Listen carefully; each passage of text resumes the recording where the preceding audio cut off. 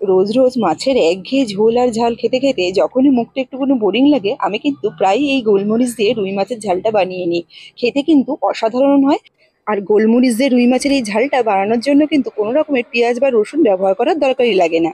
এখানে আমি 6 পিস মতন মাছ নিয়েছি, মাছগুলোকে খুব ভালো করে পরিষ্কার করে নুন হলুদ মাখিয়ে রেখে দিয়েছি। মাছের ঝালে আলু ভীষণভাবে আমরা পছন্দ করি, ওই জন্য এখানে একটা ছোট সাইজের আলু একটু লম্বা লম্বাভাবে কেটে নিয়েছি। আর একটা টমেটো একটু পেস্ট করে রেখে দিয়েছি। এবার মাছগুলো ভেজে নেওয়ার জন্য কড়াইতে বেশ খানিকটা তেল দিয়ে দিয়েছি। মাছগুলোকে এক এক করে একটু ভেজে নেব। মাছগুলো এখানে ভাজতে ভাজতে আমি অন্যদিকে মাছের যে মশলাটা সেটা কিন্তু একটু রেডি করে নেব। মাছের মশলার জন্য এখানে আমি একটু আদা, 1 চামচ মতন জিরে, সাদা জিরে আর 1 চামচ মতন গোলমরিচ ব্যবহার করেছি। মাছগুলোকে ভাজার ক্ষেত্রে এখানে কিন্তু একদম হালকা করে মাছগুলোকে ভেজে নিচ্ছি। আর মাছের ঝালে যে ঝালটা সেটা কিন্তু গোলমরিচ থেকেই আসবে, তাই গোলমরিচের পরিমাণটা একটু বেশি করে ব্যবহার করেছি। মাছের ঝালটা রান্নার ক্ষেত্রে আমি এখানে আলু ব্যবহার করেছি, চাইলে কিন্তু আলুটা বাদও দেওয়া যেতে পারে। মশলাটা আমার হয়ে গেছে, মশলাটাকে তুলে রেখে দিচ্ছি।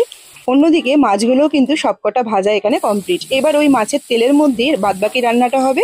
যে আলুটা কেটে রেখেছিলাম ওটাকে একটু হালকা করে ভেজে নিলাম। হালকা করে ভেজে যে মশলাটা আমি এখানে তৈরি করে রেখেছিলাম জিরে আদা আর গোলমরিচের, সেই মশলাটাকে দিয়ে দিলাম। সেই সাথে টমেটোর যে পেস্টটা আছে সেটাকেও দিয়ে দিলাম। খুব ভালো করে মশলাটাকে এবার একটু কষে নিতে হবে।